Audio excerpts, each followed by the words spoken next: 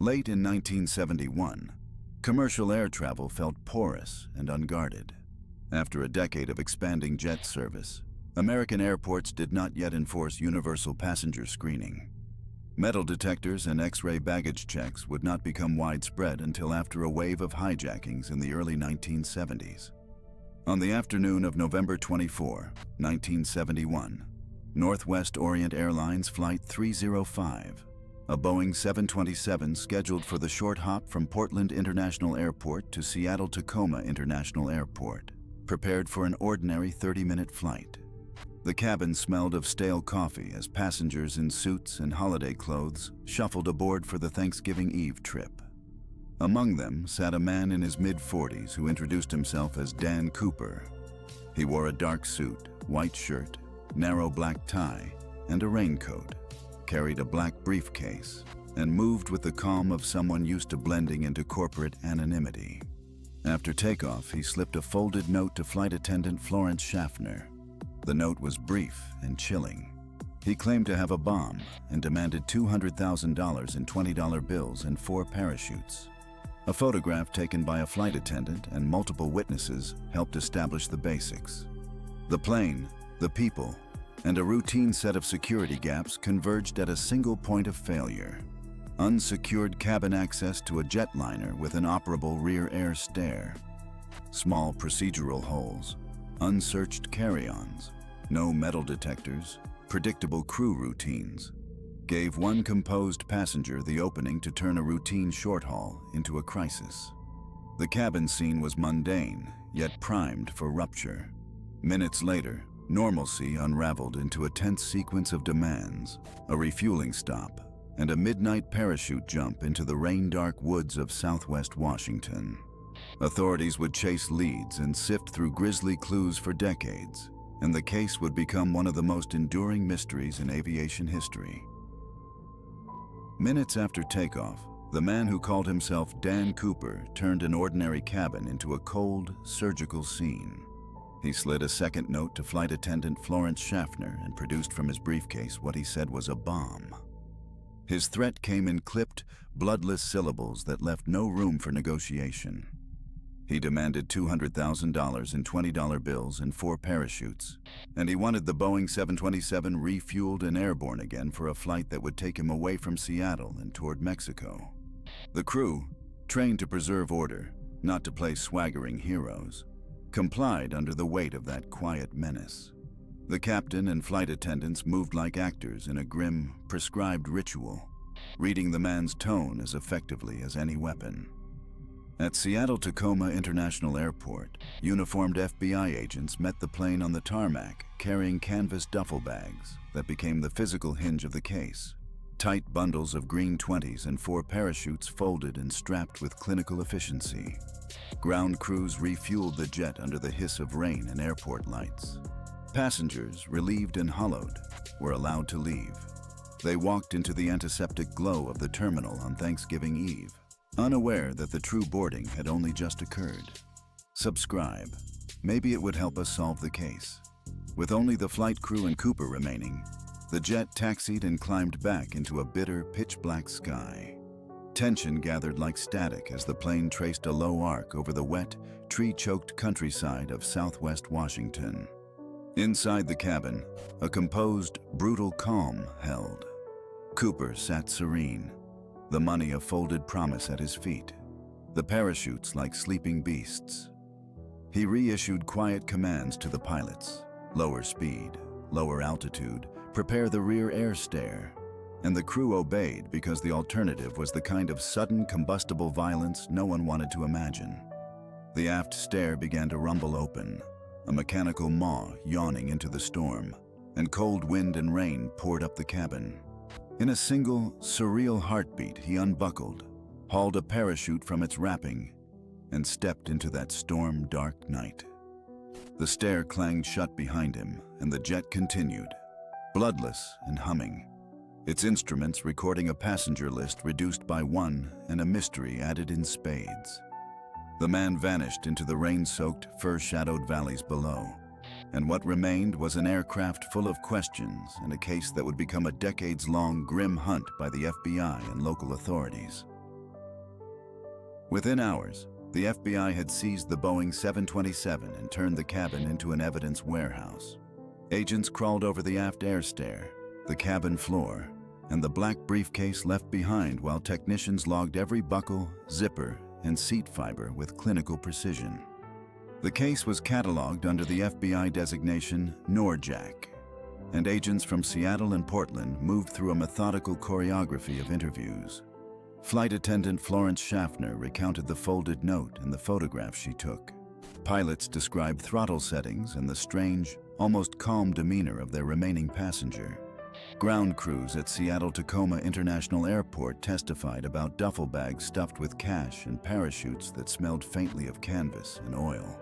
Search teams fanned out across the rain-slick, fur-choked hills and river corridors of southwest Washington, grid-searching muddy banks, lowlands, and the dark, silent strips beneath transmission lines where a man could disappear into the wilderness. River patrols scoured the Columbia and its tributaries. Volunteer posses and sheriff's deputies tramped through bramble and alder, sometimes with bloodhounds that tracked nothing but the damp, metallic tang of cold wind. Physical clues were sparse and strange. A single black clip-on tie caught on the aft air stair, a scrap of green cloth, a length of nylon webbing, the smell of fuel and old tobacco. Dozens of witnesses gave conflicting descriptions that blurred into a composite. A man in his 40s, neatly groomed, with size 11 shoes and hazel eyes, until another passenger insisted the man was a different height and had a different accent. The FBI recorded serial numbers for every $20 bill and secured the ransom bundles as evidence.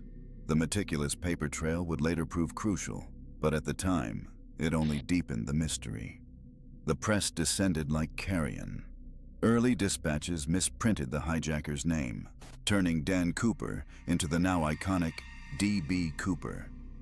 That typo and the flurry of rumors helped forge the legend. Newspapers and television churned out lurid profiles, suspect lists, and cold case fever. Prank calls, false leads, and hoaxes flooded NORJAC files, scattering investigators across dead ends. Family men, former paratroopers, and drifters were hauled in and fingerprinted. Every tenuous lead spawned another wad of paperwork. Public fascination slipped into obsession. Wanted posters, late-night theories, and copycat threats multiplied the workload and drained resources. The tangible search in the mud and the headline-driven hunt pushed the investigation into a brutal split. Ground teams combing riverbanks and brush, while agents wrestled with an expanding, chaotic carnival of tips and publicity that would complicate the case and set the stage for darker revelations and frustrations to come. The decade-long dragnet that followed the hijacking sagged into routine frustration until February 10, 1980, when an 8-year-old boy named Brian Ingram found a nauseating, water-stiff bundle of $20 bills on Tina Bar, a scrubby spit on the north bank of the Columbia River near Vancouver, Washington. The notes were rotted at the edges, clotted with silt and algae, and their serial numbers matched dozens of the ransom bills the FBI had recorded months after the November 24, 1971 hijacking of Northwest Orient Airlines Flight 305, the case commonly called D.B. Cooper. The discovery was a gruesome, incandescent piece of evidence, not a body or a parachute, but green paper that smelled like a lie exposed. It pulled the case out of cold storage. The FBI reinvigorated the probe, cataloging the recovered currency and studying river maps, floodplains, and eddy lines to reconstruct the path a man might have taken after leaping from a Boeing 727 into a November storm. In the decades that followed, the investigation became a slow, forensic autopsy of rumor and contradiction. Agents re-examined the briefcase left on Flight 305, retested a clip-on tie found near the aft stair, and analyzed ragged parachute fragments with newer textile techniques. Technicians ran soil and organic residue tests on the bills and compared them to river silt from likely drop zones along the Columbia. High-tech tools offered no clean verdict. DNA attempts on cloth fibers and cigarette butts returned partial profiles or contamination, never a definitive match to any living suspect. The file swelled with names. Richard Floyd McCoy Jr., who had hijacked United Airlines Flight 855 on April 7, 1972, was investigated because his method resembled Cooper's, but ballistic and timeline evidence broke that lead. Robert W. Rackstraw Jr., a Vietnam veteran and aeronautics enthusiast, became the obsession of private investigators and a media circus in the 2000s and 2010s. Researchers published circumstantial links, but the FBI declined to charge him and called the evidence insufficient. Dwayne Weber's alleged 1995 deathbed confession, he reportedly told a friend he was Cooper and then died by suicide in his garage, prompted hope for closure, but inconsistencies in his travel history and physical description undercut the claim.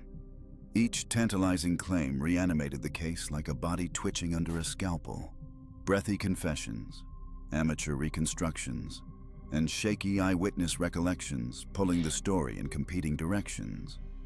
Instead of a single, clean resolution, the decades produced a mosaic of fractured truths, a handful of ransom bills on a muddy riverbank, forensic tests that suggested possibilities but no person, and a suspect list that grew more baroque and barbed with each decade.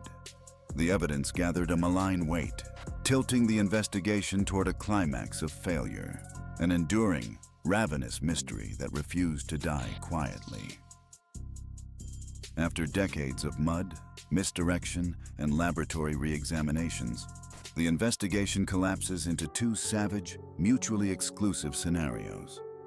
In the first, Cooper died on that rain-soaked night of November 24, 1971, plunged into a November void between fur and river, his body shredded by cold, wind, and unforgiving terrain. The strongest evidence for this grisly ending is the rotted, silt-clotted stack of $20 bills found by 8-year-old Brian Ingram on Tina Bar on February 10, 1980, whose serial numbers matched the Norjack recorded ransom. Add to that the practical realities of the jump, a slow-moving, low-altitude exit from a Boeing 727 Aft Stair into a storm, in darkness and rain, with improvised gear that might not have worked. Any of those factors could have caused immediate death, a body swept into the Columbia, or one hidden in alder and muck. Against that, however, lie gaping forensic absences. No body, no intact parachute recovered, no definitive DNA linking cigarette butts or cloth to a named man, and only a single black clip-on tie and a briefcase that raised questions but offered no smoking gun identification. The second scenario is survival and vanishing. Cooper was methodical, calm, possibly trained in aeronautics or parachuting. He demanded 4 parachutes, carried a briefcase, and behaved with the composure of a practiced operator. Facts that feed the theory he lived, changed his name, and melted into anonymity. Yet the survival theory hits its own black void. Almost none of the serial-numbered bills surfaced in circulation except the Tina Bar find, and no credible, provable post-1971 sightings or financial trails have tied any suspect conclusively to the crime. Both narratives are fed by real evidence and starved by crucial gaps. The case pivots on that absence. Which of these brutal truths happened remains unresolved, and that unresolved absence is the dramatic fulcrum of the story. From the grim fulcrum of November 24, 1971 came concrete, lasting change. Boeing 727s were fitted with the mechanical Cooper vane to lock the rear air stair and prevent an in-flight exit, and regulators moved to harden the system. In 1973, the Federal Aviation Administration instituted widespread passenger screening and X-ray baggage checks, while airlines tightened cockpit procedures and access. The FBI's Norjack file became a decades-long cold case laboratory. Agents reprocessed evidence as techniques advanced, from textile and soil analysis tied to the February 10, 1980 Tina Bar recovery by 8-year-old Brian Ingram to later DNA methods. Still, the case resisted definitive closure, and active investigation was formally suspended in July 2016. The macabre mystery metastasized into culture. Countless books, documentaries, songs, films, and podcasts turned the hijacker into a grotesque folk figure. spawning theories that both energized and muddied the inquiry. Practically, Cooper's single, bloodless crime rewired aviation safety and produced simple hardware and procedural fixes that likely prevented copycats. Existentially, it exposed the limits of evidence gathered in a pre-genetic forensics era. The result is a black, unhealed scar on policy and imagination. One audacious theft that saved lives and seeded a ravenous, unresolved myth. What does it mean when proof refuses to die?